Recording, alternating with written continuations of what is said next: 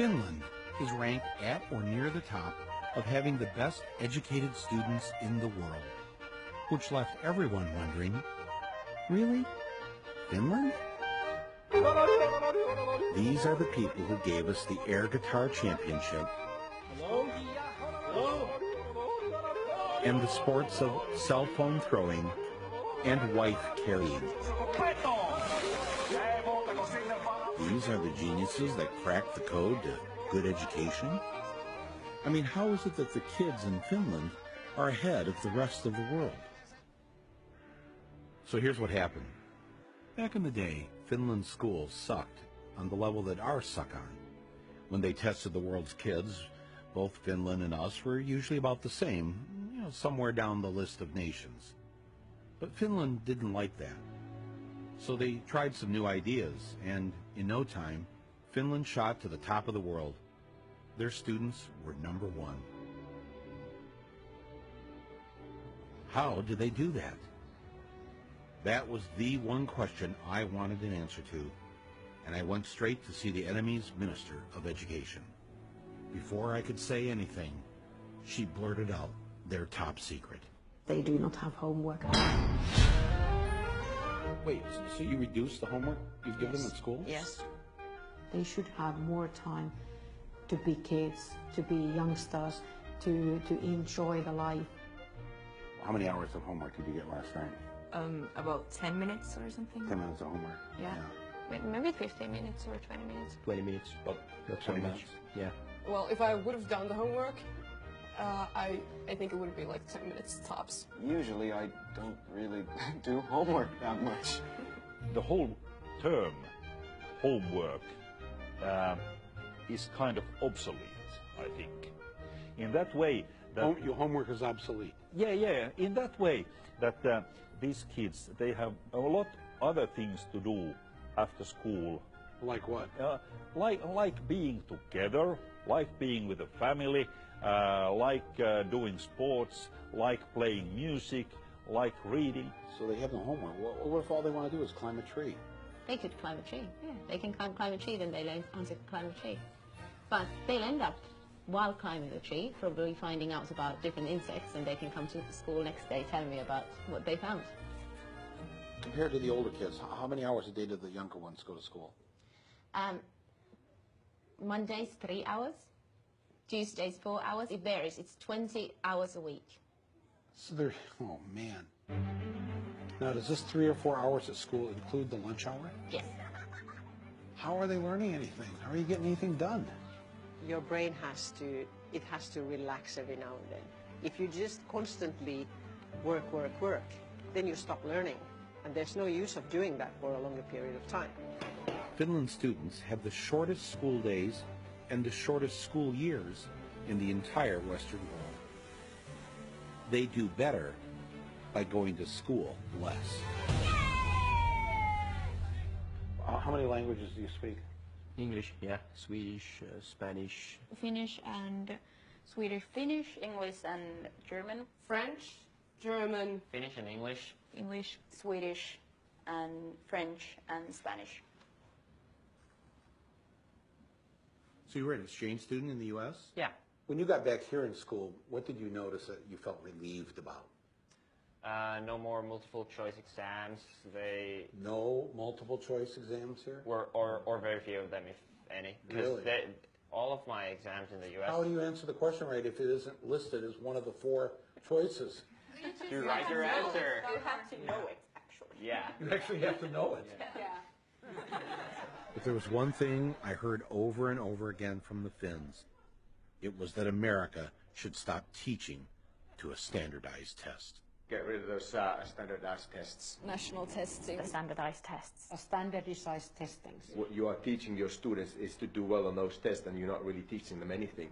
No, we are teaching them. We're teaching them how to flunk a test, and then a bunch of schools fail the test, and those schools are turned into charter schools, and then somebody makes a lot of money.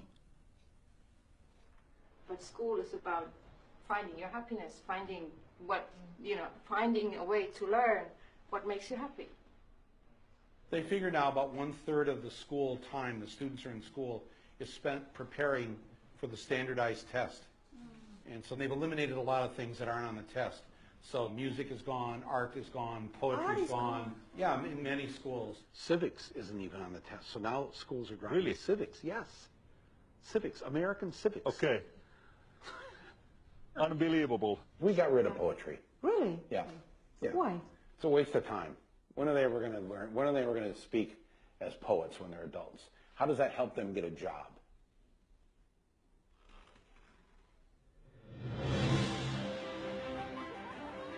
We try to teach them everything that they need so that they could actually use their brain as well as they can, including PE, including arts, including music, anything that can actually make brain work better. The children need to be baking, they should be singing, they should be doing arts and going on nature walks and doing all these things because there's this very short time that they're allowed to be children.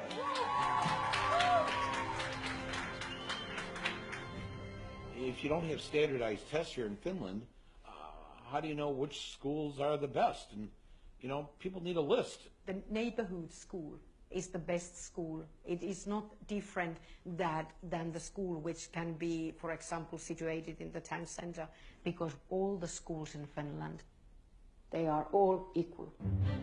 When we move to a new city, we never ask where the best school is. It's never a question. So nobody has to shop for schools. There's nothing different in any of our schools. They are the same.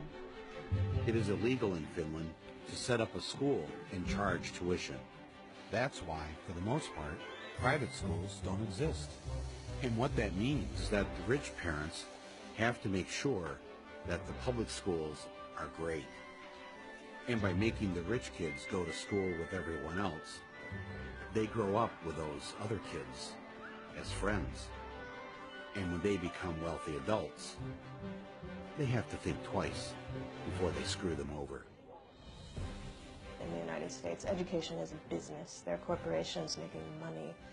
Here, it's so student-centered that when we had to redo our playground, they had the architects come in and talk to the kids. Were they listened to? Yes, yes. There are things on our playgrounds that the students really wanted. Being in school here is more independent. We're treated more like adults than in the United States. Yeah. I mean, we don't need a hall pass to go to the bathroom during class. Yeah. We'll see students commuting on the subway, even as young as 7 and 8, going on their own to school. When I started doing teacher training practice back in the US, I was in these certain neighborhoods teaching these kids and telling them, you can be anything you want to be when you grow up. This is kind of a lie. And when I came to Finland, a lot of my teaching is based on what the kids want and what they see for their future. So it doesn't feel so false to say you can really be whatever you want to be when you grow up, because they're making it happen already. They already have such power.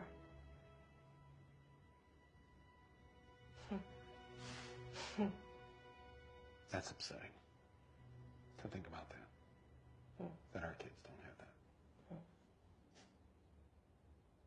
That's really beautiful. It's not that we have figured out something that nobody else has done in education. That's wrong. Many of these things that have made Finland perform well in education are initially American ideas. We try to teach them to think for themselves and to be critical to what they're learning. We try to teach them to be happy person, to respect others and respect yourself. You're concerned with their happiness. Oh yeah. What the hell do you teach? I teach math. So the math teacher says the first thing out of your mouth of what you wanted these students to get out of school was to be happy, to have a happy life. Yeah. And you're the math teacher. Yeah. When do they have their time to play and socialize with their friends and grow as human beings? Because there's so much more life around than just school. You want them to play? I want children to play. And that was the principle. I'm planting the American flag right here in the middle of your school and claiming this great idea for us. Thanks for stealing it. Yeah, that's how we roll.